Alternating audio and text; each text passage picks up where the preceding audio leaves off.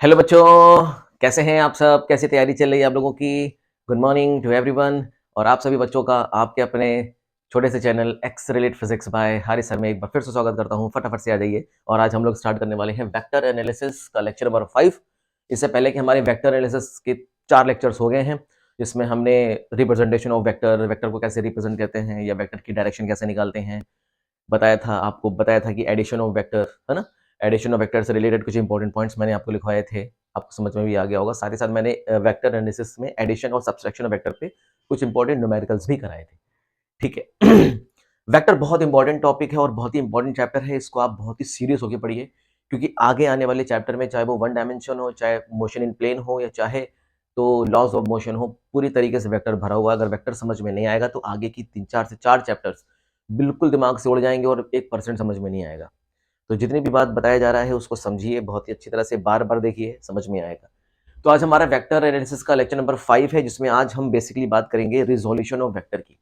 जब वेक्टर को हम रिजोल्यूट करते हैं प्लेन में, मान लीजिए एक वेक्टर प्लेन में है तो उसको हम इसके कंपोनेंट्स प्लेन में कैसे बनाएंगे, और अगर कोई वेक्टर स्पेस में है तो इसके कंपोनेंट हम एक्स एक्सिस, वाई एक्सिस और जेड एक्सिस में कैसे बनाएंगे, इसका रिप्रेजेंटेशन कैसा होगा, इसका मैग्नीट्यूड कैसे निकालते हैं, डायरेक्शनल कोसाइन क्या होता है, लाइमस थ्योरम क्या है, इन सब के बारे में डिस्कशन करेंगे। तो बने रहिए, कहीं जाने की जरूरत नहीं है। जैसे कि मान लीजिए आपसे कहा गया, आपसे कोई भी वेक्टर दे दिया गया, सपोज दैट आपसे कहा गया कि आपके पास एक वेक्टर है A is equals to 2i cap minus 3j cap plus k cap. आपके पास एक वेक्टर है, ये वेक्टर स्पेस में होता है ना, ये वेक्टर किस में होता है? स्पेस में होता है, मतलब 3 डायमेंशनल स्पेस में होता है। ये वेक्टर एक्स डायरेक्शन में भी है, वाई डायरेक्शन में भी है और जेड डायरेक्शन में भी है। आपसे कहा जाए कि ये वेक्टर एक्स एक्सिस का कितना एंगल बना रहा है, आपसे पूछ लिया जाए कि what will be the angle, what will be the angle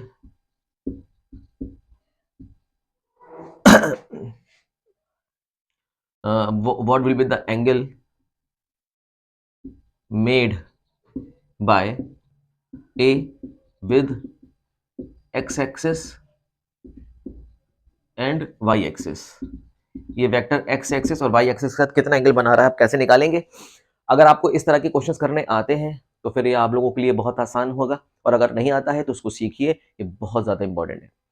ठीक है, बात समझ में आ रही है? तो इसी से रिलेटेड हम आपको बताएंगे डायरेक्शनल कोसाइन क्या होता है, वेक्टर को स्पेस में कैसे रिजोल्यूट करते हैं, वेक्टर को प्लेन में कैसे रिजोल्यूट करते हैं। तो बने रहिएगा।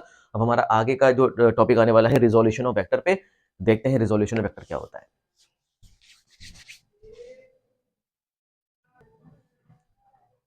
चलिए, resolution of vector on plane. Plane में किसी वेक्टर का रिजोल्यूशन कैसे करना है आपको ये पता है। रिजोल्यूशन ऑफ वेक्टर पहले मैं बता दूंगा आप लोगों को। Resolution of vector on plane. अब यहाँ पे मैं कौन सा प्लेन ले रहा हूँ? Let it be X Y plane में ले रहा हूँ। ऑल्दो आप लेना चाहे तो वाई जेड, जेड एक्स, कोई भी प्लेन ले सकते हैं, लेकिन मैं यहाँ पे एक्स वाई प्लेन पे किसी वेक्टर का रिजोल्यूशन कर रहा हूँ। ठीक है। देखिए, ये ऑलरेडी मैं बता चुका हूँ, तो मैं इसको थोड़ा सा जल्दी बताऊंगा और समझ में आ जाएगा। मान लेते हैं हमारे पास एक वेक्टर है, ये एक्स वाई प्लेन में है, ये किसमें है? एक्स वाई प्लेन में है। कोई वेक्टर है, आपने इसको मान लिया वेक्टर ए, और मान लेते हैं ये वेक्टर हॉरिजॉन्टल के साथ कुछ एंगल बना रहा है। लेट इट बी ये हॉरिजॉन्टल के साथ अल्फा एंगल बना रहा है, मान लेते हैं अल्फा एंगल बना रहा है। तो मेरे बच्चे, इस वेक्टर का एक हॉरिजॉन्टल कंपोनेंट होगा और इस वेक्टर का एक वर्टिकल कंपोनेंट होगा। ठीक है ना? इस वेक्टर का एक हॉरिजॉन्टल कंपोनेंट और एक वर्टिकल कंपोनेंट बनेगा। मान लेते हैं इसका हॉरिजॉन्टल कंपोनेंट है ए एक्स वेक्टर। कितना वेक्टर? A x vector. और इसका वर्टिकल कंपोनेंट मान लेते हैं ए वाई वेक्टर। बोलो है कि नहीं? तो हम इसको इस तरह से रिप्रेजेंट कर सकते हैं ना, vector A is equal to A x vector plus A Y vector. यहां तक तो आप जानते हैं, हम इसको इस तरह से रिप्रेजेंट कर सकते हैं। इस ax और ay को बोलते हैं rectangular component of this vector, इस वेक्टर का रेक्टेंगुलर कंपोनेंट, क्योंकि प्लेन में हमने इस वेक्टर के कंपोनेंट्स को ड्रॉ किया, इसलिए resolution of vector on plane मैंने लिखा है। ठीक है। तो ये ax ay क्या होता है? ये ax vector ay vector are the rectangular component of vector A vector का रेक्टेंगुलर कंपोनेंट है। ठीक है ना? अच्छा, इसी ax और ay को भी बोलते हैं प्रोजेक्शन। इस ax को बोलते हैं projection of a on x axis, ये क्योंकि आपका x एक्सिस है कि नहीं, और ये आपका है y एक्सिस। तो बड़ा ध्यान सुनिएगा जो मैं आपको लिखवाने वाला हूं। इस वेक्टर ax को और वेक्टर ay को हम क्या बोलते हैं? Rectangular component of vector a का रेक्टेंगुलर कंपोनेंट। तो पहले एक नोट पॉइंट लिखिए कि ax vector and ay vector are rectangular component, rectangular component. ये किसके रेक्टेंगुलर कंपोनेंट है? Component of vector A. Vector A का ये रेक्टेंगुलर कंपोनेंट है। इतनी बात समझ में आ गई?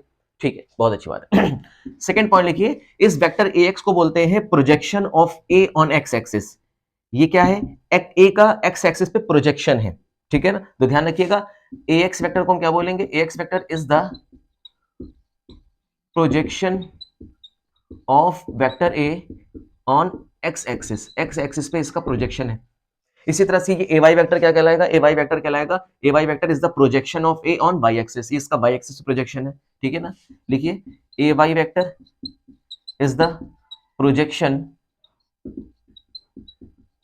Of A on Y axis. अब बात आती है कि ये तो हमने वेक्टर के टर्म्स में लिख लिया, ठीक है। अगर मान लीजिए ये एंगल अल्फा बना रहा है, अगर यहां से हम एक परपेंडिकुलर लाइन ड्रॉ कर दें तो देखिए कॉस अल्फा, यहां से अगर आपको पता है ये वाली वैल्यू इसके बराबर होगी और ए एक्स इसके बराबर होगा, तो अब हम एक काम करते हैं, इस वेक्टर ए एक्स का मैग्नीट्यूड कितना ले लेते हैं? मान लेते हैं ये ए एक्स के बराबर है, और वेक्टर ए वाई का मैग्नीट्यूड हम मान लेते हैं किसके बराबर है? ए वाई के बराबर है, और वेक्टर ए का मैग्नीट्यूड हम मान लेते हैं ए के बराबर है। भाई वेक्टर के कुछ ना कुछ तो मैग्नीट्यूड होगा ना। तो मान लेते हैं वेक्टर ए एक्स का मैग्नीट्यूड ए एक्स के बराबर है, वेक्टर ए वाई का मैग्नीट्यूड ए वाई के बराबर, और वेक्टर ए का मैग्नीट्यूड ए के बराबर है, ठीक है जी। तो हम इसको मैग्नीट्यूड के टर्म्स में भी बहुत आराम से लिख सकते हैं, कोई दिक्कत नहीं है। तो चलिए इसको हम मैग्नीट्यूड के टर्म्स में लिख ले, कोई दिक्कत तो नहीं। यहाँ पे हमने लिख दिया ए एक्स, और यहाँ पे हमने लिख दिया ए वाई, और यहाँ पे हमने लिख दिया ए जेड। हमने इसको मैग्नीट्यूड के टर्म्स में लिख लिया है।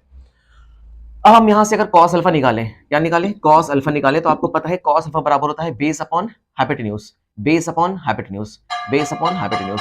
बेस कितना है? ए एक्स, और हाइपोटेन्यूज कितना है? ए। तो मेरे बच्चे क्या यहाँ से ए एक्स निकल सकता है? ए एक्स बराबर क्या हो जाएगा? A cos alpha. A x बराबर क्या हो जाएगा? ए कॉस अल्फा हो जाएगा। देखिए रेक्टेंगुलर कंपोनेंट ए एक्स निकल गया, ए कॉस अल्फा। अगर आपसे पूछे what will be the projection of A on x axis, A का एक्स एक्सिस पे प्रोजेक्शन क्या होगा? ए एक्स, और ए एक्स बराबर ए कॉस अल्फा। कितना आसान है, इजी, समझ में आ गया। इसी तरह से आप क्या निकालेंगे? साइन अल्फा निकालेंगे, साइन अल्फा निकालेंगे। ये अल्फा क्या है पता है ना? अल्फा है ये वेक्टर ए हॉरिजॉन्टल के साथ जो एंगल बना रहा है वो एंगल अल्फा है, ठीक है ना? अच्छा, ये ए वाई और ए एक्स दोनों कंपोनेंट्स के बीच में कितना एंगल है? 90 डिग्री का एंगल है, ठीक है। साइन अल्फा बराबर होता है परपेंडिकुलर अपॉन हाइपोटेन्यूज। परपेंडिकुलर कितना है? A Y. भाई ये और ये आपस में बराबर होगी ना, तो ए वाई डिवाइडेड बाई ए, तो यहां से आप ए वाई निकाल सकते हैं। ए वाई बराबर हो जाएगा ए साइन अल्फा। तो इसका मतलब ए एक्स किसके बराबर होगा मेरे बच्चे? ए कॉस अल्फा के बराबर होगा। और ए साइन किसके बराबर होगा? ए साइन ए वाई किसके बराबर होगा? ए साइन अल्फा के बराबर होगा। इसका मतलब एक वेक्टर है, इसका मैग्नीट्यूड ए है, तो इसका हॉरिजॉन्टल कंपोनेंट ए कॉस अल्फा होगा, और इसका वर्टिकल कंपोनेंट ए साइन अल्फा होगा। ए यहां पे भी आ रहा है, ए यहां पे भी आ रहा है, इस बात का ध्यान रखिएगा, ठीक है। ये ए दोनों सेम है, ए, ठीक है। क्लियर है, बात समझ में आ गई? तो A sine alpha, A cos alpha, A sine alpha are the rectangular component of the this magnitude of vector A का रेक्टेंगुलर कंपोनेंट है। इस तरह से आपने निकाल लिया। अब बात आती है, ये तो सर बहुत आसानी से निकल जाएगा, इसमें तो कोई दिक्कत नहीं है। ये तो यहाँ पे हमने क्या निकाल लिया? इसका रेक्टेंगुलर कंपोनेंट निकाल लिया। अच्छा, मैं अगर आपसे पूछूं बताइए ए एक्स वेक्टर क्या होगा, तो आप ए एक्स वेक्टर के बारे में क्या बताएंगे? ये तो ए एक्स वेक्टर का मैग्नीट्यूड है ना, ये ए एक्स वेक्टर का मैग्नीट्यूड है ना। अगर मैं आपसे पूछूं बताइए ए एक्स वेक्टर क्या होगा, अगर मैं आपसे पूछूं बताइए ए एक्स वेक्टर क्या होगा, चलिए मैं यहाँ से आपसे पूछता हूँ कि ए एक्स वेक्टर यहाँ पे कैसे लिखेंगे। तो आप ए एक्स वेक्टर कैसे लिखेंगे, बहुत ध्यान से बताइएगा। ए एक्स वेक्टर इज, अब क्योंकि वेक्टर है तो वेक्टर के लिए मैग्नीट्यूड चाहिए और डायरेक्शन चाहिए। ए एक्स के लिए मैग्नीट्यूड तो ए एक्स है, और डायरेक्शन क्या है? आई कैप। ए एक्स वेक्टर बराबर होता है ए एक्स आई कैप। आपको मैंने बताया ए एक्स वेक्टर का मैग्नीट्यूड कितना है? ए एक्स, और किसके अलोंग है? एक्स एक्सिस के अलोंग, और एक्स एक्सिस के अलोंग डायरेक्शन वेक्टर को हम लोग आई कैप से डिनोट करते हैं। अब ए एक्स बराबर कितना है? ए कॉस अल्फा। रख दीजिए फटाफट यहाँ पे, ए कॉस अल्फा आई कैप, ठीक है। इसी तरह से आप निकालिए ए वाई, वेक्टर ए वाई कितना होगा? वेक्टर ए वाई बराबर हो जाएगा इसका मैग्नीट्यूड इनटू जे कैप, क्योंकि वेक्टर ए वाई किस डायरेक्शन में है? वाई एक्सिस में। अच्छा, ए वाई क्या है? ए वाई इस वेक्टर ए वाई का मैग्नीट्यूड है कि नहीं? और ए वाई बराबर आपने अभी निकाला ए साइन अल्फा, उठा के वहां पे पुट करिए जरा, तो ए वेक्टर ए वाई बराबर हो जाएगा ए साइन अल्फा जे कैप। क्या आपको वेक्टर ए एक्स कैप निकल गया, वेक्टर ए वाई निकल गया? अब ये वेक्टर ए एक्स क्या है? इस वेक्टर का हॉरिजॉन्टल कंपोनेंट है। इस वेक्टर ए का हॉरिजॉन्टल कंपोनेंट ए एक्स है, इस वेक्टर ए का वर्टिकल कंपोनेंट ए वाई है। तो इस ए एक्स और ए वाई को उठा के यहां पे रख सकते हैं। जरा रख के देखिए तो क्या हो जाएगा? ए एक्स वेक्टर बराबर कितना है? ए cos alpha, A cos alpha I cap plus A sine alpha J cap. बोलिए, इसको इस तरह से हम लिख सकते हैं, कोई कंफ्यूजन तो नहीं है? बात समझ में आ गई? कितना आसान, कितनी आसानी से आप लोगों ने इस तरह से लिख लिया, इजी है। तो वेक्टर ए बराबर ए कॉस अल्फा आई कैप प्लस ए साइन अल्फा जे कैप, होती क्लियर है? इस बात का ध्यान रखिएगा, ये a cos अल्फा क्या है? a cos alpha is the magnitude of this vector along x axis, a sin alpha is the magnitude of this vector along y axis. ठीक है, इसको फटाफट से कॉपी करिए। ये तो आपने किसी वेक्टर का प्लेन में जब हम रिजोल्यूशन करते हैं तो इसको हम इस तरह से रिप्रेजेंट कर लेते हैं। अब इसको बहुत आराम से हम न्यूमेरिकल्स में भी समझेंगे धीरे धीरे, जैसे हम न्यूमेरिकल्स कराएंगे। अब हम यहां से मैं आपसे पूछो, बताइए इस tan अल्फा की वैल्यू क्या होगी? तो आप tan अल्फा कैसे निकालेंगे? tan अल्फा बराबर क्या होता है? Perpendicular upon base. परपेंडिकुलर तो ये है, मतलब a sin अल्फा। बेस कितना है? ये है। तो परपेंडिकुलर कितना है? a sin alpha divided by a cos alpha. भाई a से कट गया, sin alpha upon cos alpha कितना होता है? tan अल्फा होता है। इसका मतलब बिल्कुल परफेक्ट का है, कुछ भी गलत इसमें नहीं है। तो आप यहां से कह सकते हैं क्या? a tan अल्फा बराबर हो जाएगा ax अपॉन ay, या मतलब ay upon ax, ay upon ax। याद रखिएगा tan अल्फा बराबर होगा ay अपॉन ax। अब बात ये है कि मान लीजिए अगर आपको एक वेक्टर है, उसका हॉरिजॉन्टल और उसका वर्टिकल कंपोनेंट पता है। अगर आपको एक वेक्टर का हॉरिजॉन्टल कंपोनेंट और वर्टिकल कंपोनेंट पता है, तो आप इस वेक्टर का हॉरिजॉन्टल के साथ कितना एंगल बना रहा है ये निकाल सकते हैं, इस इक्वेशन से या इस फॉर्मूले से निकाल सकते हैं। tan अल्फा बराबर हो जाएगा ay divided by ax। Clear? तो इसको फटाफट से नोट करिए। ये तो हो गया resolution of vector on a plane, किसी प्लेन पे वेक्टर का रिजोल्यूशन, इसके बेसिस पे क्वेश्चन कैसे होता है, क्वेश्चन कैसे किया जाता है, वो मैं आपको बता देता हूँ। ठीक है, फटाफट इसको कॉपी करिए पहले।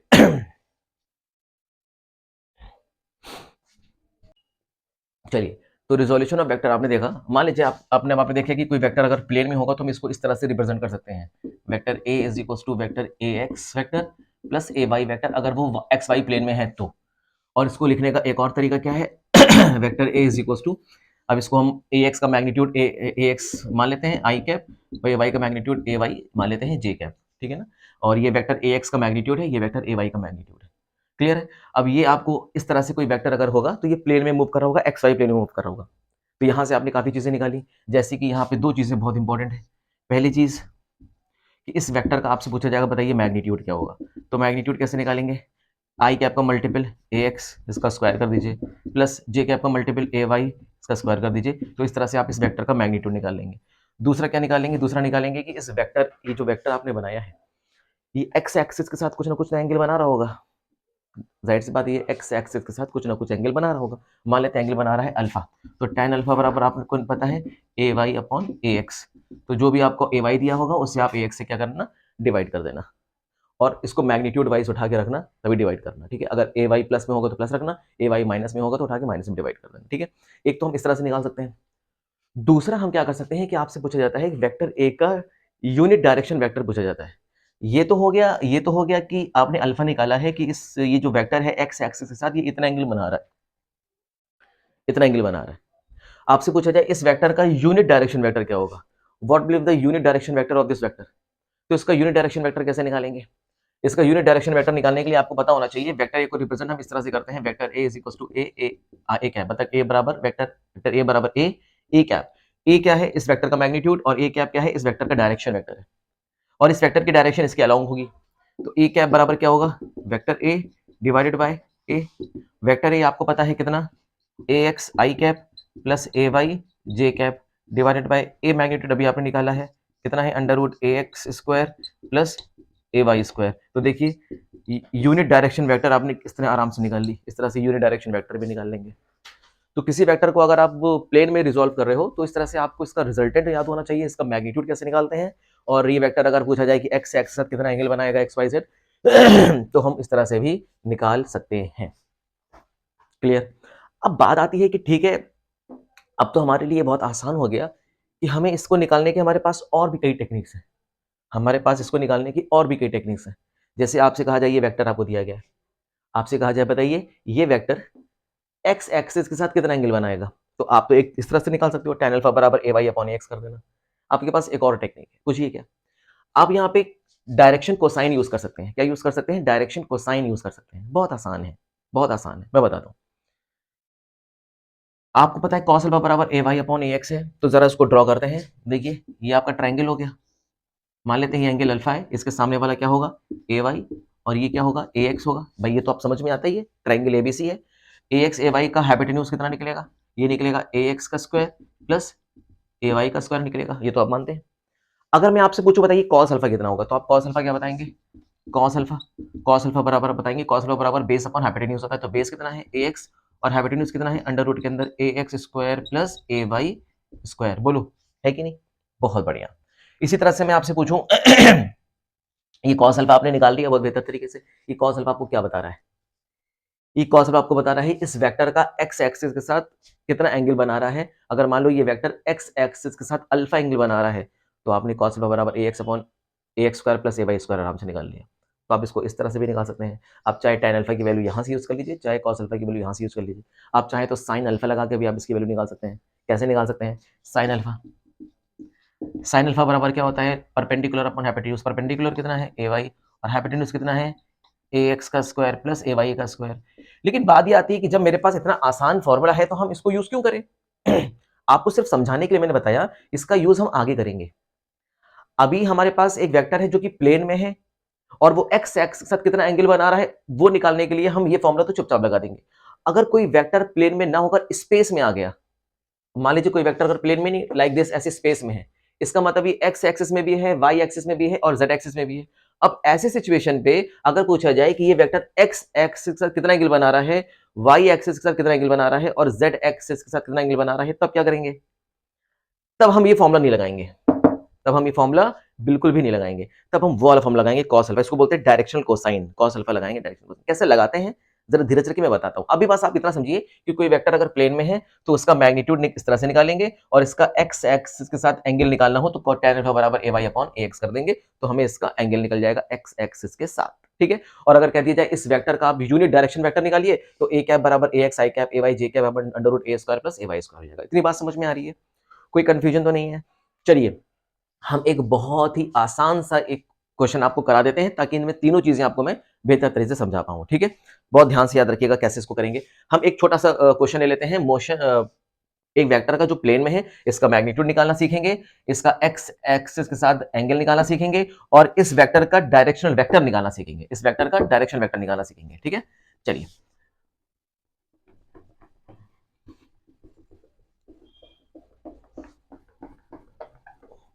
बहुत इंपॉर्टेंट, इसको बहुत ही ध्यान से समझिएगा।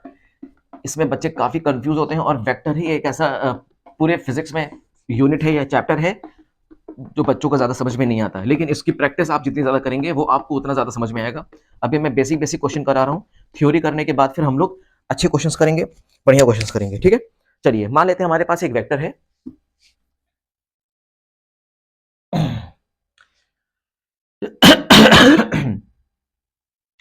Vector A is equal to, कौन सा वेक्टर है हमारे पास? वेक्टर है मान लीजिए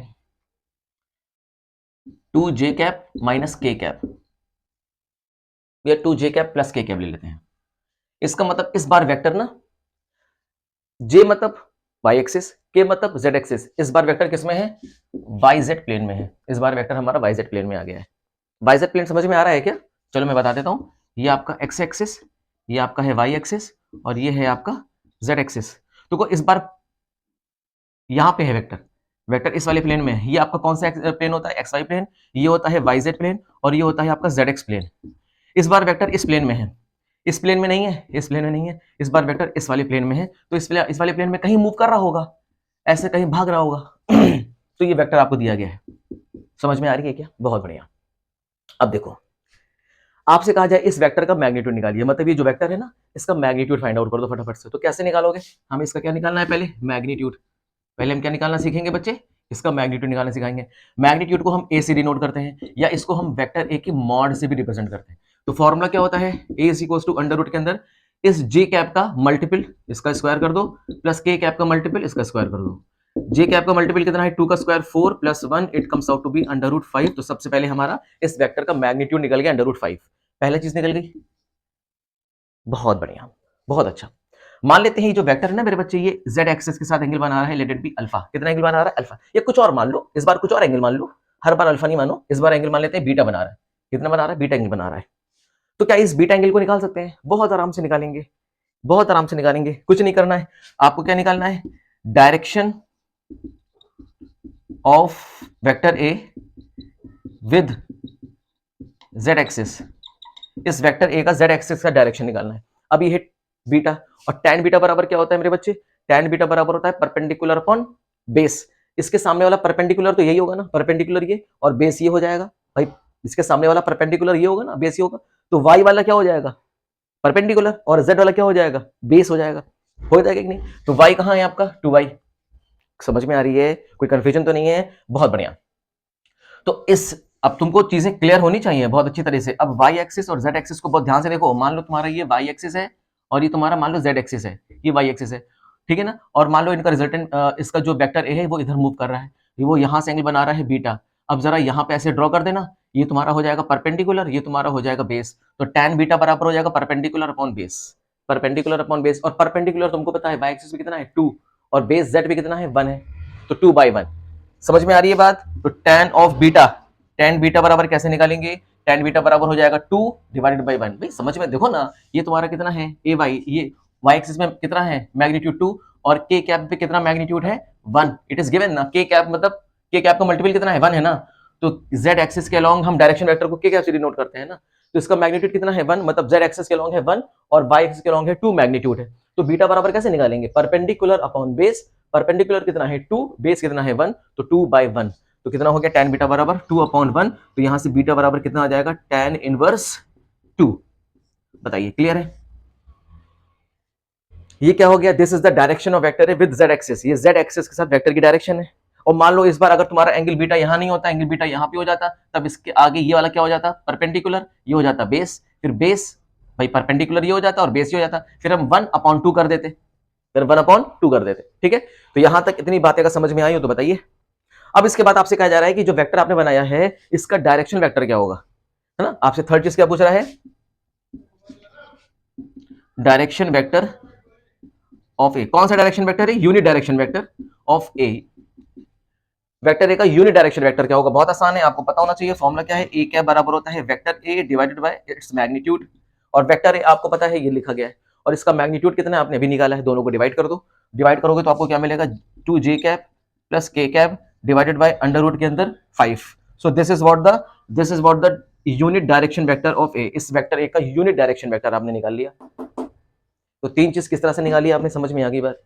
तो बेटा ये एंगल निकालना बहुत इंपॉर्टेंट है, इसको बहुत आराम से समझना। आप लोगों को सिर्फ एक्स वाई प्लेन ही आप लोग अच्छी तरह से पढ़ लेते हो और फिर ये डायरेक्शन वेक्टर निकालना सीख लेते हो, ए वाई अपॉन एक्स होता है तो काम बन जाता है। ऐसा नहीं है, हमें पता होना चाहिए कि हमें एंगल कहां से पूछ रहा है। अभी आपसे कह रहा है कि direction of A with Z axis निकालना है, तब तो निकालोगे। अगर आपको वाई एक्सिस से पूछता तब आप क्या क्या करते, अगर वाई एक्सिस से पूछता तब आप क्या करते, बहुत आसान है। देखो अगर मान लो अगर आपको वाई एक्सिस से पूछता तो आप क्या करते, मान लीजिए ये वाई एक्सिस है, आपका जेड एक्सिस, हालांकि ये अंदर बनेगा, और वाई एक्सिस के अलॉन्ग इसका मैग्नीट्यूड कितना है मेरे बच्चे 2, और जेड एक्सिस के अलॉन्ग इसका मैग्नीट्यूड कितना है मेरे बच्चे 1। और मान लीजिए ये वेक्टर आपका ऐसे घूम रहा है कि नहीं मान लो ये वेक्टर है, इस वाई एक्सिस एंगल बना रहा है बीटा, इस बार एंगल ये बना रहा है, और आपसे पूछ रहा बताइए ये इस वेक्टर का वाई एक्सिस के साथ कितना एंगल होगा। तो कुछ नहीं करेंगे, कुछ भी नहीं करेंगे, यहां से ऐसे से ड्रॉ कर देंगे और इसको ऐसे से मिला देंगे, ठीक है ना। भाई ये कितना मैग्नीट्यूड है, ये कितना मैग्नीट्यूड है 1 का, तो ये भी कितना होगा 1 मैग्नीट्यूड होगा, और ये 2 तो ऑलरेडी पता ही है। तो यहां से अगर मैं आपसे पूछूं बताइए tan बीटा बराबर क्या होगा, तो tan बीटा बराबर इसके सामने वाला क्या होता है परपेंडिकुलर, और साइड वाला क्या होता है base, perpendicular upon base, perpendicular upon base 1/2। तो यहां से बीटा बराबर क्या हो जाता है tan इनवर्स 1/2 हो जाता है। तो ये डिपेंड करता है कि आपको इस वेक्टर का जो एंगल पूछ रहा है वो एक्स एक्सिस के अलोंग, मतलब वाई एक्सिस के अलोंग पूछ रहा है या जेड एक्सिस के अलोंग पूछ रहा है, आपको इस बात का ध्यान रखना पड़ेगा। क्या मेरी बात यहां तक समझ में आ गई है? तो देखिए दोनों में कितना डिफरेंस है, देखिए यहाँ पे अलग वैल्यू वाली, यहाँ पे अलग वैल्यू वाली है। यहाँ पे कब आएगी, इस वेक्टर ए का जेड एक्सिस के साथ एंगल ये होगा, बस इस वेक्टर का वाई एक्सिस के साथ एंगल 1/2 होगा। क्लियर? चलिए, तो यहां तक होप सो की बात समझ में आ गई होगी, क्लियर हो गई होगी। अब हम लोग बढ़ते हैं कि जब कोई वेक्टर अगर आपका प्लेन में नहीं है, किसी स्पेस में है, मान लीजिए ऐसे है वेक्टर स्पेस में। अब वेक्टर अगर स्पेस में है तो इसका मतलब इसमें एक्स एक्सिस भी होगा, वाई एक्सिस भी होगा और जेड एक्सिस भी होगा। तो बस वही बताने जा रहे हैं, बने रहिएगा।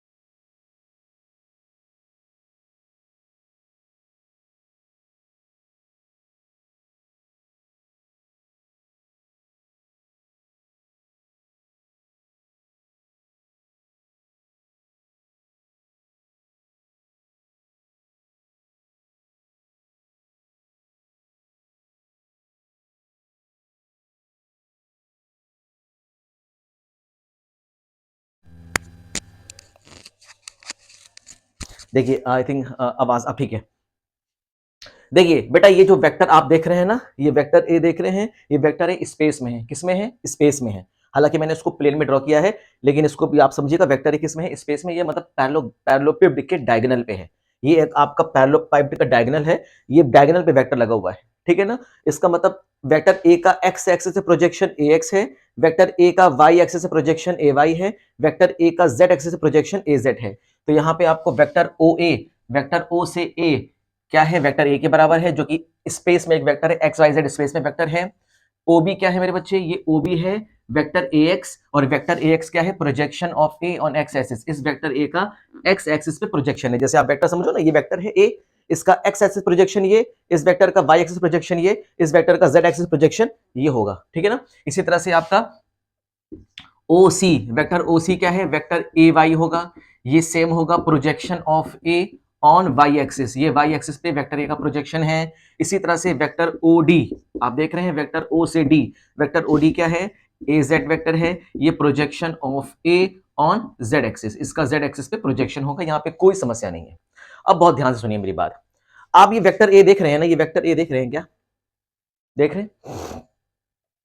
देखिए वेक्टर ओ ए, ये वेक्टर क्या है? ओ से ए है। ये वेक्टर ओ ए इस वेक्टर और इस वेक्टर के बीच से जा रहा है, और आपको पता है कि ये वेक्टर OE और वेक्टर OC आपस में परपेंडिकुलर है। देखिए वेक्टर OE और वेक्टर OC आपस में क्या है? परपेंडिकुलर है। यहां पे बहुत ध्यान से देखिएगा, थोड़ा सा मैथमेटिक्स से हेयर। Vector OE is perpendicular to vector OC। Vector OC की क्या है? जस्ट परपेंडिकुलर है। OE और OC आपस में परपेंडिकुलर है। और ये जो वेक्टर E आपके ऐसे बन रहा है ना, वेक्टर A आपका ऐसे बन रहा है, जिसको हम वेक्टर OA बोलते हैं, तो वेक्टर OA इनके बीच में आ रहा है। तो क्या हम ये कह सकते हैं क्या कि vector OA is equal to vector OE plus vector OC? कोई दिक्कत नहीं है, बात तो सही है सर।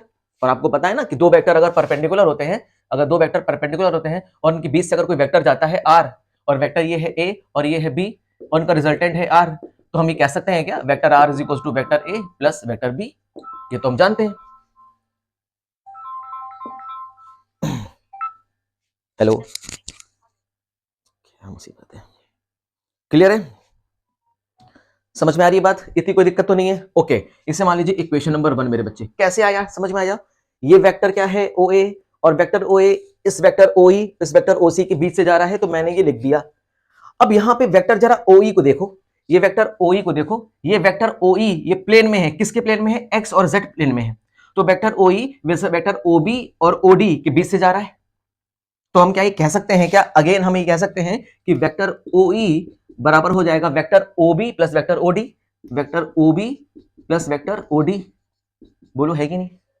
बिल्कुल कह सकते हैं सर, बिल्कुल कह सकते हैं भाई। ये दो वेक्टर है, एक वेक्टर ये है, एक वेक्टर ये है, और इसके प्लेन से एक वेक्टर जा रहा है। तो ये एक्स जेड प्लेन पर एक वेक्टर है OE, और ये वेक्टर इन दोनों वेक्टर के बीच से जा रहा है। तो इसका ये क्या है? इसको हम इस तरह से रिप्रेजेंट कर सकते हैं क्या? इस वेक्टर OE को उठाकर यहां पे पुट कर दें। चलो कट करते हैं पुट। तो आप यहां पे क्या लिखेंगे? आप लिखेंगे put the value of vector OE in equation 1। आपने इक्वेशन 1 माने से पुट कर दीजिए। तो वेक्टर OA बराबर आपको क्या मिलेगा मेरे बच्चे? वेक्टर OA बराबर मिलेगा OE आपके सामने ये लिखा है, क्या लिखा है? Vector OB plus vector OD plus vector OC। बोलो क्लियर है? अच्छा, वेक्टर OA किसके बराबर है? वेक्टर A के बराबर है। तो यहां पे कर सकते हैं वेक्टर A। वेक्टर OB देखो, OB के अलावा कौन सा वेक्टर है? वेक्टर AX वेक्टर है, AX vector plus vector OD देखो, वेक्टर OD ये है, इसके अलावा कौन सा वेक्टर है? AZ वेक्टर है। तो ये हो गया आपका AZ वेक्टर प्लस OC, आपका ये OC, इसके अलावा AY वेक्टर है। अब इसको हम लोग रीअरेंज कर सकते हैं, कर दीजिए रीअरेंज।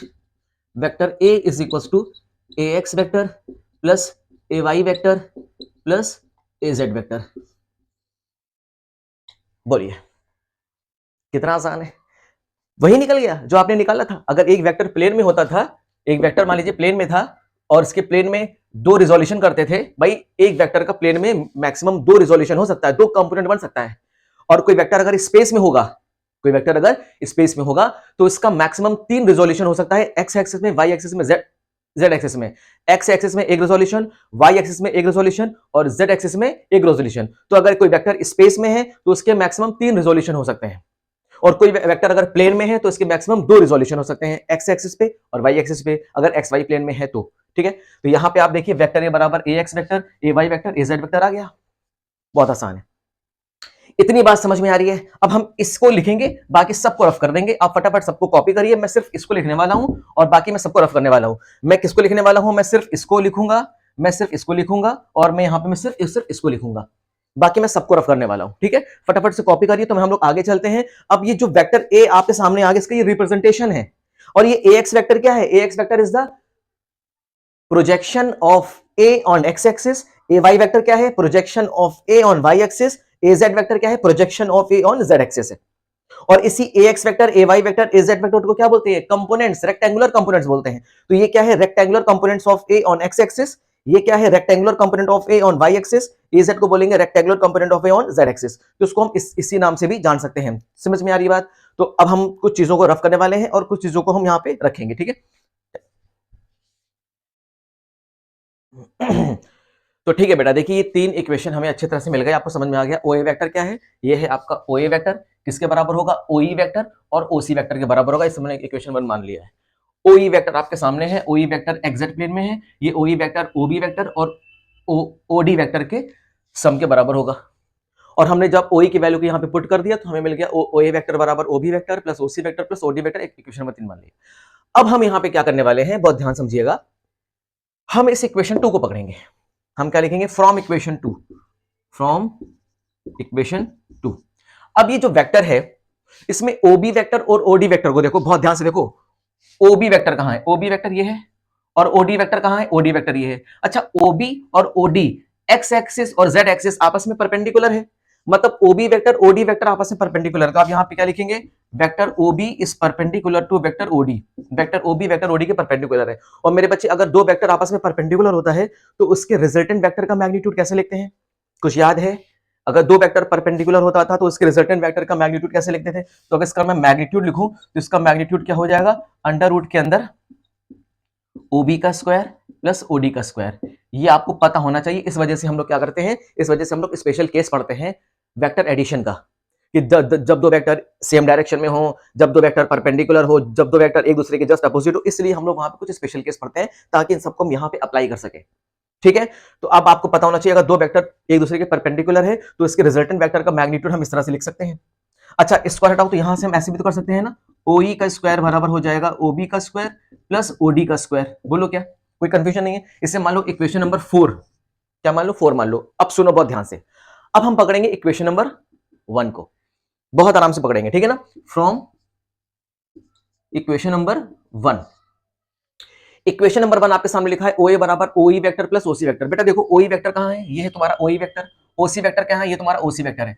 मेरे बच्चे, ओ ई वेक्टर और ओ सी वेक्टर परपेंडिकुलर है, डेफिनेटली परपेंडिकुलर है। ये देखो, ये वेक्टर ऐसे है और ये वेक्टर वाई एक्सिस ये है। ये जो ओ ई वेक्टर है ना, वो ऐसे वेक्टर है, इस बात का ध्यान रखिएगा। और ये वाई वेक्टर के अलावा ओ सी वेक्टर ये है। आपस में परपेंडिकुलर है कि नहीं? डेफिनेटली। तो ओ ई वेक्टर और ओ सी वेक्टर आपस में क्या है? परपेंडिकुलर है। तो आप यहां पे क्या लिखेंगे कि sir O E vector is perpendicular to O C vector. O C vector के परपेंडिकुलर है। यहां तक बात समझ में आई? मैंने बताया अगर दो वेक्टर आपस में परपेंडिकुलर हैं तो इनके रिजल्टेंट वेक्टर का मैग्नीट्यूड कैसे लिखेंगे? ऐसे लिखेंगे, ओ ए का square is equal to O E का स्क्वायर प्लस ओ सी का स्क्वायर। बताइए, यहां तक कर सकते हैं? कोई कंफ्यूजन तो नहीं है? बस अब तो हो गया मेरे बच्चे। इस ओ ई की स्क्वायर की वैल्यू को उठाकर यहां पे पुट कर दो। इक्वेशन 4 से इस ओ ई स्क्वायर की वैल्यू को यहां पे पुट कर दो। तो जब पुट करोगे तो आपको क्या मिलेगा? जरा देखो, हम इज इक्वल टू का साइन लगाएंगे। ओ ई स्क्वायर की जगह पे ये रख दो, ओबी का स्क्वायर प्लस ओडी का स्क्वायर प्लस यहां पे क्या लिखा है? ओसी का स्क्वायर। बोलो, यहां तक समझ में आ गई?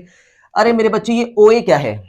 ये ओ ए क्या है? ओ ए है इस वेक्टर ए का मैग्नीट्यूड। और मैंने तुम्हें बताया कि वेक्टर ए के मैग्नीट्यूड को हम बोलेंगे ए। बोलो ठीक है। वेक्टर ए एक्स के मैग्नीट्यूड को बोलेंगे ए एक्स।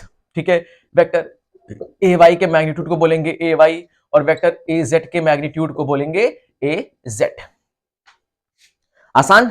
अब सुनो, ओ ए स्क्वायर। ओ ए स्क्वायर क्या है? ओ ए क्या है? वेक्टर ए का मैग्नीट्यूड, जो किसके बराबर? ए के बराबर है। तो हम इसको क्या कर सकते हैं? ए कर सकते हैं, ए स्क्वायर। ओ ई क्या है मेरे? अच्छा देखो, ओबी। ओबी कहां है? ये है ओबी। और ओबी क्या है? ओबी वेक्टर ओबी का मैग्नीट्यूड है। और वेक्टर ओबी कहां है? A X. ए एक्स का मैग्नीट्यूड कितना है? ए एक्स है। तो ये कर सकते हैं ए एक्स का स्क्वायर प्लस इसी तरह से ओडी क्या है? ओडी आपके सामने ये है। और ओडी क्या है, ओडी वेक्टर एजेड का मैग्नीट्यूड है और एजेड का मैग्नीट्यूड एजेड के बराबर है, तो यहां कर देंगे एजेड का स्क्वायर प्लस ए वाई का स्क्वायर। इसी तरह से ओसी क्या हो जाएगा, ए वाई का स्क्वायर हो जाएगा। इसको थोड़ा सा रीअरेंज करें, तो जब इसे हम रीअरेंज करेंगे तो हमें और क्या मिलेगा, और करके लिखिए vector A square is equal to A x square plus A Y square plus A Z square. बहुत इंपॉर्टेंट, बहुत इंपॉर्टेंट। देखो कुछ कट तो नहीं रहा है ना, हाँ कट रहा है, अब ठीक है, चलिए अब ठीक है ना बच्चों, हाँ अब ठीक है, परफेक्ट है। अब कितना इंपॉर्टेंट रिजल्ट निकला है आपके सामने, कितना इंपॉर्टेंट रिजल्ट निकला है। अगर आपको याद है कि दो वेक्टर अगर मतलब एक वेक्टर अगर प्लेन में होता था तो इसका रिजोल्यूशन हम जब एक्स एक्सिस और वाई एक्सिस में करते थे तो इसका मैग्नीट्यूड कैसे निकलता था, इसका मैग्नीट्यूड बराबर अंडर रूट ए स्क्वायर प्लस बी स्क्वायर निकालते थे। और अगर कोई वेक्टर स्पेस में होगा तो उसका मैग्नीट्यूड कैसे निकालेंगे, ए एक्स स्क्वायर ए वाई स्क्वायर ए जेड का स्क्वायर कर देंगे। तो यहां से एक आपको इंपॉर्टेंट डिस्कशन ये मिला कि इस वेक्टर ए का जो हमें मैग्नीट्यूड निकालना है वो हो जाएगा अंडर रूट के अंदर इस वेक्टर ए का जो प्रोजेक्शन होगा एक्स एक्सिस में उसका मैग्नीट्यूड का स्क्वायर कर देंगे, ए एक्स का स्क्वायर कर देंगे, प्लस इस वेक्टर का जो वाई एक्सिस में प्रोजेक्शन होगा उसका हम स्क्वायर कर देंगे, प्लस इस वेक्टर का जो जेड एक्सिस में प्रोजेक्शन होगा हम इसका स्क्वायर कर देंगे। ठीक है, ये हो गया आपको वेक्टर ए का मैग्नीट्यूड। हेलो, हाँ अभी क्लास में भी कॉल करते थोड़ी देर में। आसान है, समझ में आ गया मेरे बच्चे, कोई कंफ्यूजन नहीं है। तो यहां पे आप इसको नोट करके रखिए, ये बहुत ज्यादा इंपॉर्टेंट है। ये आप कब नोट करोगे, अगर कोई वेक्टर स्पेस में होगा, if vector is in space, if vector is in space, अगर वेक्टर किस में होगा, स्पेस में होगा। और अगर वेक्टर प्लेन में होता था तो क्या करते थे, if vector in plane, vector is in plane, अगर वेक्टर किसी प्लेन में होता था, जैसे मान लीजिए एक्स वाई प्लेन में अगर कोई वेक्टर है, एक वेक्टर है मान लीजिए ए एक्स और ये वेक्टर है ए वाई का मैग्नीट्यूड, और इसका एक वेक्टर मान लीजिए है, ये वेक्टर एक्स वाई प्लेन में है वेक्टर ए, और वेक्टर ए का मैग्नीट्यूड है ए और इसका कंपोनेंट एक्स एक्सिस पे ए एक्स, वाई एक्सिस पे ए वाई है, तो इसका मैग्नीट्यूड कैसे निकालते थे, A is equal to under root के अंदर ए एक्स का स्क्वायर करते थे प्लस ए वाई का स्क्वायर करते थे, क्योंकि आपस में परपेंडिकुलर है। इसी तरह से ये प्लेन में होता था और ये किस में होता है, स्पेस में होता है।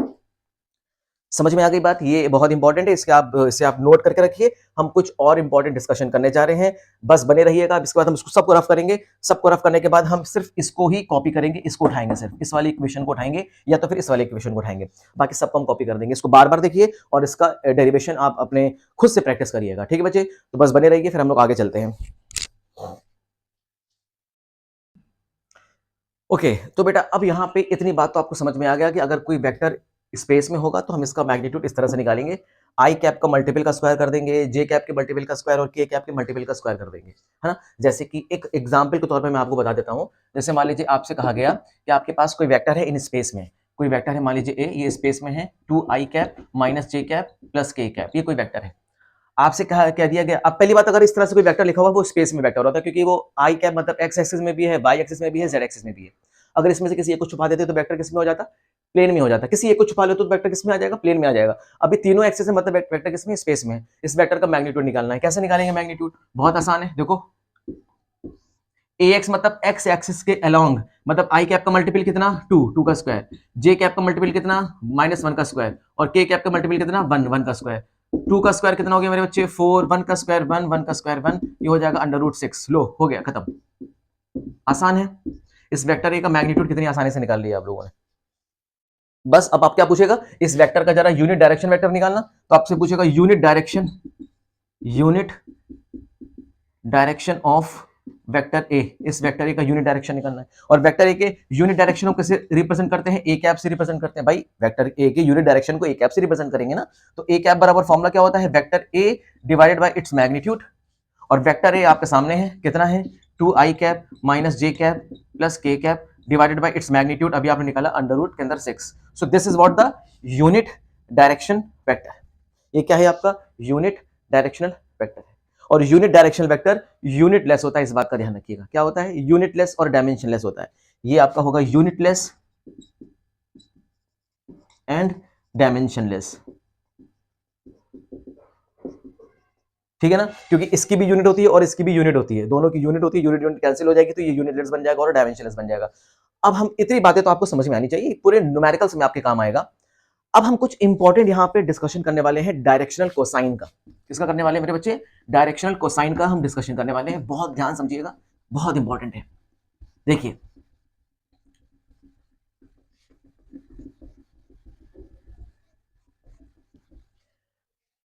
मान लीजिए ये जो वेक्टर ए है, ये वेक्टर ए है, ये एक्स एक्सिस के साथ अल्फा एंगल बना रहा है। कितना एंगल बना रहा है? Alpha.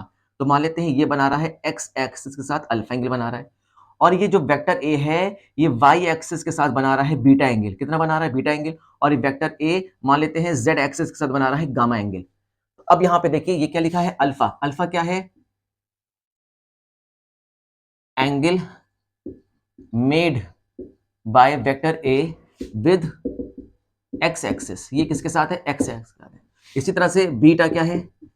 Angle made by A with Y axis. ठीक है। इसी तरह से गामा एंगल मान लेते हैं, angle made by A with Z axis. यहां पे कोई कंफ्यूजन नहीं होनी चाहिए, बहुत ध्यान से समझिएगा मेरी बात को। मान लेते हैं ये वेक्टर एक्स एक्सिस के साथ अल्फा एंगल, वाई के साथ बीटा एंगल, मतलब समझ रहे हैं ये एंगल है अल्फा और ये एंगल है बीटा और ये एंगल है गामा। Alpha, beta, gamma. ठीक है ना? अच्छा, इस एंगल अगर ये वेक्टर है और ये अल्फा एंगल बना रहा है, तो हॉरिजॉन्टल डायरेक्शन में, इस डायरेक्शन में इसका कंपोनेंट निकाल सकते हैं क्या? बहुत आराम से निकाल सकते हैं। आपको मैंने बताया था। कुछ याद आ रहा है? कुछ ध्यान आ रहा है? भूले तो नहीं है? अगर मान लीजिए ये वेक्टर है, इसका मैं पूछूं इसका हॉरिजॉन्टल कंपोनेंट क्या होगा एक्स एक्सिस के अलोंग। भाई हॉरिजॉन्टल, अभी ये वेक्टर समझो और वाई एक्सिस को, जेड एक्सिस को भूल जाओ। बस समझो सिर्फ एक एक्स एक्सिस है और एक वेक्टर ये है। इस वेक्टर का एक्स एक्सिस के अलोंग कंपोनेंट क्या होगा? ए एक्स कॉस अल्फा। बोलो क्लियर है क्या? ए एक्स कॉस अल्फा, ये होगा वर्टिकल कंपोनेंट। इसी तरह से वेक्टर तो ये था। अब आ जाओ वाई एक्सिस पे। इस वाई एक्सिस के अलोंग अगर ये वेक्टर ए है, इस वेक्टर का वाई एक्सिस के अलोंग हॉरिजॉन्टल कंपोनेंट क्या होगा? ए वाई कॉस बीटा, और परपेंडिकुलर हो जाएगा ए वाई साइन बीटा। तो हम परपेंडिकुलर कंपोनेंट को भूल जाएंगे, हम किसको लेंगे? हॉरिजॉन्टल कंपोनेंट को लेंगे। किसको ले लेंगे? हॉरिजॉन्टल कंपोनेंट को पकड़ के रखेंगे। क्लियर? बहुत ध्यान से। इस वेक्टर ए का हॉरिजॉन्टल कंपोनेंट क्या हो जाएगा? A cos alpha. कितना हो जाएगा? A cos alpha. तो आप क्या लिखेंगे? आप लिखेंगे हॉरिजॉन्टल कंपोनेंट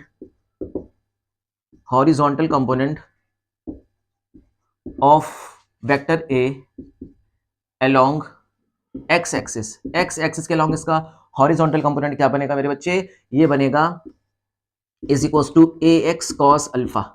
बोलो क्लियर है क्या? कोई कंफ्यूजन तो नहीं है? यहाँ पे बात समझ में आ रही है? अब आप इसको इस तरह भी लिख सकते हो, लेकिन आपको कंफ्यूजन नहीं होनी चाहिए।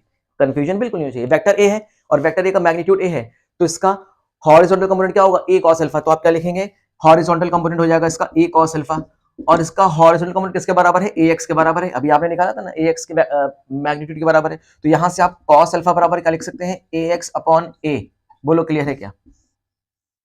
समझ में आ गई बात? ये एक्स एक्सिस के अलोंग की बात होगी। इसी तरह से हम लिखेंगे horizontal component of A along y axis. यहां पे क्या लिखेंगे? Horizontal component of A along y axis, और वाई एक्सिस के अलोंग इसका कंपोनेंट क्या हो जाएगा? A cos beta. A cos of beta, जो किसके बराबर हो जाएगा? ए वाई के बराबर हो जाएगा। भाई ए वाई के अलोंग मैग्नीट्यूड कितना है? ए वाई तो है। कंफ्यूजन तो नहीं? बात समझ में आ रही है? तो बस यहां से कॉस बीटा निकाल लेना। कॉस बीटा बराबर हो जाएगा ए वाई डिवाइडेड बाई ए। इसको ब्रैकेट में ले लो। इसी तरह से आप नेक्स्ट निकालोगे, क्या निकालोगे? Horizontal component of A along Z axis. Z axis के अलोंग इसका कंपोनेंट क्या हो जाएगा? A cos gamma. A cos gamma, ये किसके अलोंग हो जाएगा? हॉरिजॉन्टल के अलोंग हो जाएगा। A cos gamma is a magnitude, और वो मैग्नीट्यूड किसके बराबर है? ए जेड के बराबर है। तो ठीक है, हो जाएगा A cos of gamma is equals to A z. तो यहाँ पे कॉस ऑफ गामा बराबर आ जाएगा ए जेड डिवाइडेड बाय ए।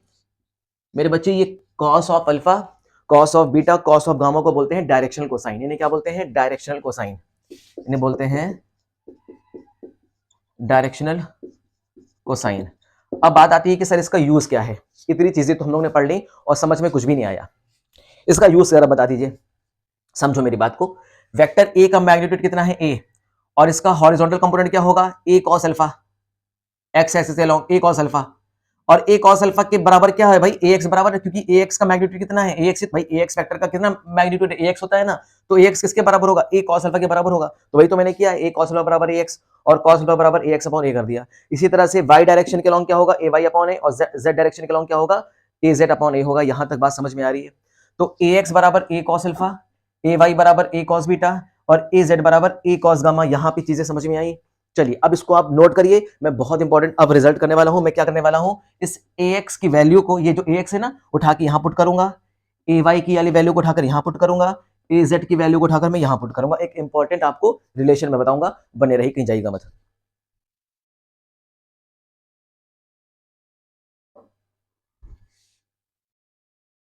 चलिए मेरे बच्चे, तो आपके सामने क्या क्या रिलेशन आ गया था, ax is equal to a cos alpha आपके पास आया था, ay is equal to a cos of beta आपके पास आया था, और az is equal to a cos of gamma आपके पास आया था।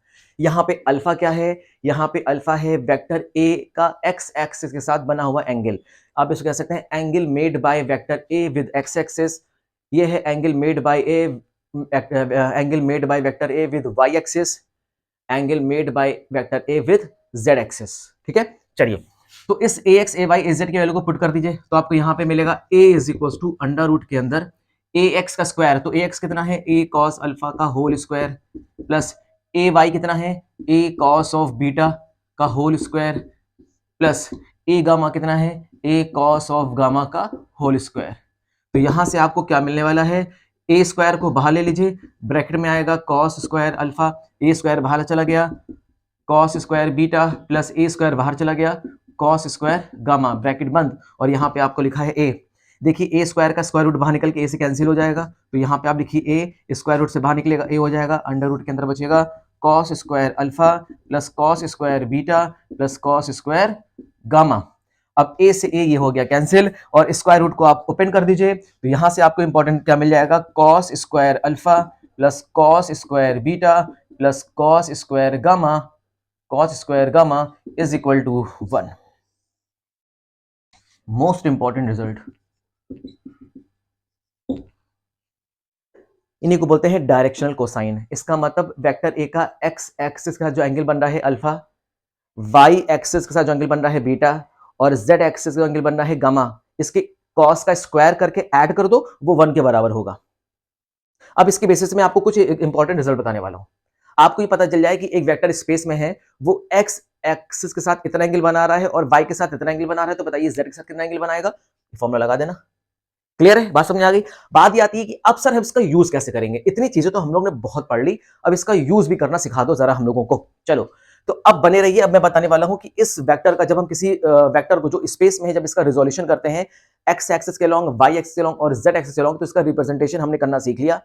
और साथ ही साथ हमने ये भी सीख लिया कि हम इसको इसके न्यूमेरिकल्स को कैसे सॉल्व करेंगे, वो मैं अभी आपको बताता हूँ। कुछ इंपॉर्टेंट रिजल्ट आपने सीख लिए होंगे, अब इसको हम कैसे अप्लाई करेंगे अपने क्वेश्चन में, अब मैं आपको ये बताने जा रहा हूँ। बस 2 मिनट के अंदर इसको खत्म कर देंगे। इसको फटाफट से कॉपी करिए, इसको पॉज करके कॉपी करिए, बहुत इंपॉर्टेंट है ये। अब बताते हैं क्या यूज है।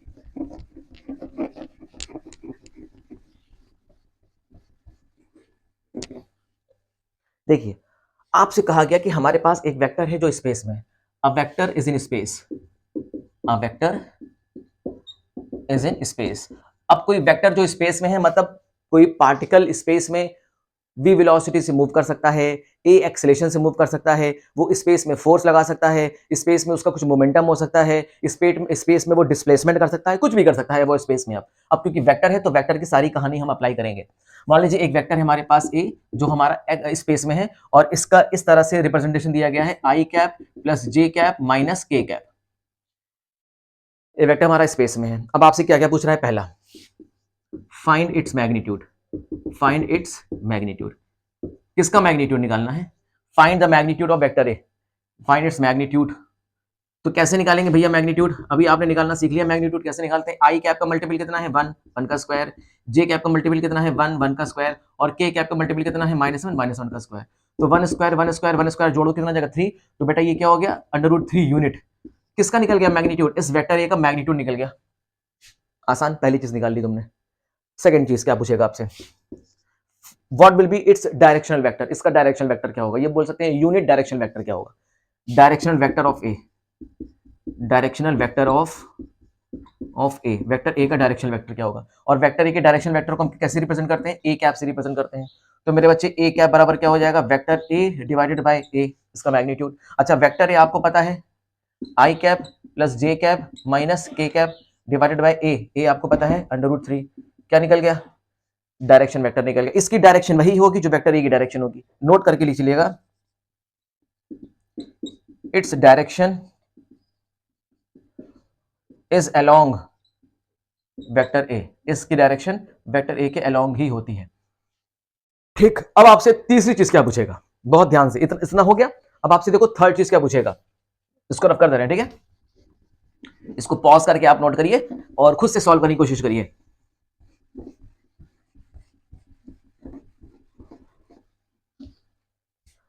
आपसे पूछेगा ये वेक्टर एक्स एक्सिस के साथ, वाई एक्सिस के साथ और जेड एक्सिस कितना एंगल बना रहा है, what angle made by A with X axis, Y axis and Z axis. बताइए ये वेक्टर एक्स एक्सिस के साथ, वाई एक्सिस के साथ और जेड एक्सिस कितना एंगल बना रहा है। अब हम इसको कैसे निकालेंगे, अभी जो हमने अपना एक इंपॉर्टेंट यहाँ पे चीजें पढ़ी हैं, डायरेक्शनल कोसाइन को यूज करेंगे और फटाक से निकाल लेंगे। आपको पता है कोई वेक्टर अगर स्पेस में होता है तो इसका रिप्रेजेंटेशन ऐसे ही तो होता है, A x i cap plus A y j cap plus A Z के कैप। ये वेक्टर किस में होता है, स्पेस में, इसका रिप्रेजेंटेशन हम ऐसे ही तो करते हैं। जरा कंपेयर करना, ए एक्स के बराबर क्या है 1, ए वाई के बराबर कितना है 1 और ए जेड के बराबर कितना है -1। और तुमने अभी वेक्टर ए का मैग्नीट्यूड निकाला है, कितना था, √3 था। तुम्हें अभी एक बात मैंने बताई थी कि ए एक्स बराबर क्या होता है, ए कॉस अल्फा होता है। बोलो होता है कि नहीं। अरे तुम्हें ए एक्स भी पता है, तुम्हें ए भी पता है, कॉस अल्फा निकाल लो यार, क्या दिक्कत है। चलो, कॉस अल्फा बराबर क्या हो जाएगा, ए एक्स अपॉन ए, ए एक्स अपॉन ए एक्स कितना है 1, ए कितना है √3, तो 1 अपॉन √3। कॉस अल्फा की वैल्यू 1 अपॉन √3 नहीं होती, तो यहां से आप क्या करते ना, अल्फा बराबर कॉस इनवर्स 1 अपॉन √3। बोलो क्लियर है क्या, अल्फा निकल आया। मतलब इस वेक्टर का एक्स एक्सिस के साथ बना हुआ एंगल आपने निकाल लिया कॉस इनवर्स 1/√3। यहां पे इसका बेनिफिट है, डायरेक्शनल कोसाइन का बेनिफिट ये है, ठीक है। अब इसी तरह से आपको निकालना है ये वेक्टर वाई एक्सिस के साथ कितना एंगल बनाता है, कॉस बीटा। और आपको पता है कॉस बीटा बराबर कितना होता है, कॉस बीटा बराबर अभी आपने निकाला था ना, ए कॉस बीटा बराबर होता है ए वाई। तो कॉस बीटा बराबर कितना हो जाएगा, A y divided by A y आपको पता है 1 और ए आप जानते हैं √3। तो यहां से बीटा बराबर भी कितना आ जाएगा, कॉस इनवर्स 1/√3 आ गया। अब देखिए, अब आपको निकालना है इस वेक्टर का z एक्सिस के साथ कितना एंगल बनेगा। अब सुनिए, a cos of gamma is equal to A Z, आपने अभी किया था। तो यहाँ पे cos ऑफ गामा बराबर क्या हो जाएगा, ए जेड डिवाइडेड बाई ए। अरे ए जेड कितना है -1 और a कितना है √3। बोलो क्लियर है क्या। अब यहाँ से गामा बराबर क्या हो जाएगा, cos इनवर्स -1 अपॉन √3। बोलो ये क्या निकल गया, गामा निकल गया। मतलब तुमने यहाँ से अल्फा निकाल लिया, तुमने यहाँ से बीटा निकाल लिया, तुमने यहाँ से गामा निकाल लिया। अल्फा बीटा गामा है क्या, alpha is the angle made by vector A with X axis and this angle B is what angle made by vector A with Y axis, और एंगल गामा क्या है, angle made by vector A with Z axis. तो देखो X axis, Y axis, Z axis साथ कितना angle बन रहा है, आपने कितनी बढ़िया तरीके से निकाल लिया है। होप सो कि यहाँ तक तो बात समझ में आ गई होगी। इंपॉर्टेंट चीजें आप अच्छी तरह से ध्यान रखिएगा, ये बहुत ज्यादा इंपॉर्टेंट है, इसके बेसिस पे क्वेश्चन आपसे पूछा जाएगा।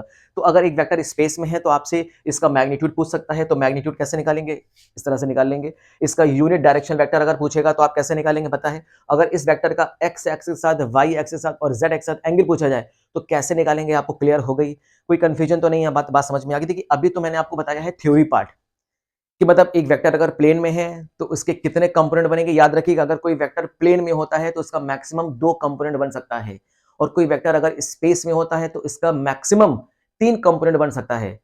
समझ में आ रही है बात, तो इस बात का ध्यान रखिएगा, ठीक है। ओके, तो यहाँ पे हम करते हैं आज की क्लास को समाप्त। होप्सो की बात इतनी समझ में आ गई होगी, इसको फटाफट से कॉपी करिए, नोट करिए जितनी चीजें बताई हैं। ये आपको सिर्फ रट्टाफिकेशन नहीं करना कि जो रट्टाफिकेशन कर लिया, लेकिन हाँ एक चीज और है कि अपना फीडबैक जरूर दिया करिए आप लोग। आपकी फीडबैक का मुझे बहुत इंतजार रहता है, आप अपना फीडबैक दिया करिए, अपना सुझाव दिया करिए कि आपको क्या पसंद आया, क्या पसंद नहीं आया, मुझे और कितनी सुधार करने की ज़रूरत है, मुझे और कितना इम्प्रूवमेंट करने की ज़रूरत है, मुझे और क्या इम्प्रूवमेंट करना चाहिए। जो पढ़ा रहा हूँ मैं, क्या वो आपको समझ में आ रहा है? क्या वो आपके किसी काम का है? क्या आप उससे बेनिफिट ले पा रहे हैं? क्या ये बेनिफिशियल है या नहीं है? अगर ये बेनिफिशियल नहीं है तो अननेसेसरी का फिर मुझे इतनी मेहनत करने की ज़रूरत नहीं है फिर, है ना? अगर आपके काम का नहीं है तो फिर कोई फ़ायदा ही नहीं है ना? आपके काम का अगर है तो मैं आगे के लेक्चर्स अपलोड करता चलूँ, और क्योंकि मुझे लगता है कि ये सारी चीज़ें बहुत इंपॉर्टेंट है, आपको कहीं न कहीं आगे बहुत काम आएगा। इस वजह से ही क्या होता है कि हम इसको पहले से ही क पढ़ाना और बताना स्टार्ट कर देते हैं। अभी तो थ्योरी पार्ट बताइए, इसके बेसिस पे इसके न्यूमेरिकल्स मैं आपको नेक्स्ट लेक्चर पे कराऊँगा, इसलिए मेरी जो वीडियो होती है ना काफ़ी लंबी हो जाती है। जैसे यूनिट एंड डायमेंशन के देखिए 18 से 20 मेरे लेक्चर्स हो गए। वजह सिर्फ इतनी है क्योंकि आपको एक-एक पॉइंट को बहुत ही डेप्थ में समझाना है, इस वजह से लेक्चर लंबा हो गया है। हालाँकि खत्म करने को मैं वेक्टर एनालिसिस को 1 से 2 लेक्चर में खत्म कर सकता था। लेकिन मैंने ऐसा नहीं किया क्योंकि मैं जानता हूँ हमारे कुछ स्लो लर्नर्स भी हैं, जिनको चीज़ें थोड़ी देर में समझ में आती हैं, और ज़ाहिर-सी बात है क्लास 10th से 11th में एक बहुत बड़ा गैप है, बहुत ज़्यादा जंप है, और क्लास 11th में की चीज़ें बच्चे समझने से पहले बहुत बार उनको कन्फ्यूजन होती है, जल्दी समझ में नहीं आती। तो जितने आराम से उनको समझाओ पोलाइट होकर, और जितना अच्छे तरीके से उनको एक-एक पॉइंट बारीक-बारीक पॉइंट बताओ, तब जाके बच्चों को समझ में आती है। तो ऐसा होना भी चाहिए। समझ में आना ज़रूरी है, रट्टाफिकेशन करने से अच्छा है समझ में आना ज़रूरी है। और जब तक आप प्रैक्टिस नहीं करेंगे मेरे बच्चे, तब तक आपको समझ में नहीं आएगा। होप सो कि यहाँ तक चीज़ें समझ में आ गई होंगी। अब हम अपना नेक्स्ट लेक्चर लेकर आएँगे, जिसमें हम बेसिकली बात किसकी करेंगे, इसी रिज़ॉल्यूशन ऑफ वेक्टर से रिलेटेड हम इम्पोर्टेंट न्यूमेरिकल्स करेंगे। और रिज़ॉल्यूशन ऑफ वेक्टर इम्पोर्टेंट इसलिए भी है क्योंकि आगे बहुत काम आएगा, खासकर एफबीडी जब आप बनाओगे, फ्री बॉडी डायग्राम बनाओगे, लॉज़ ऑफ मोशन में जब हम लोग करेंगे, तो उसमें एफबीडी बहुत काम आएगा, वेक्टर्स का रिज़ॉल्यूशन काम आएगा। सिर्फ एफबीडी में नहीं, क्लास 12th में भी बहुत जगह काम आने वाला है, ठीक है? तो यहाँ पे हम आज की क्लास को समाप्त करते हैं। अपनी तैयारी करते रहिए, पढ़ाई करते रहिए। All the very best.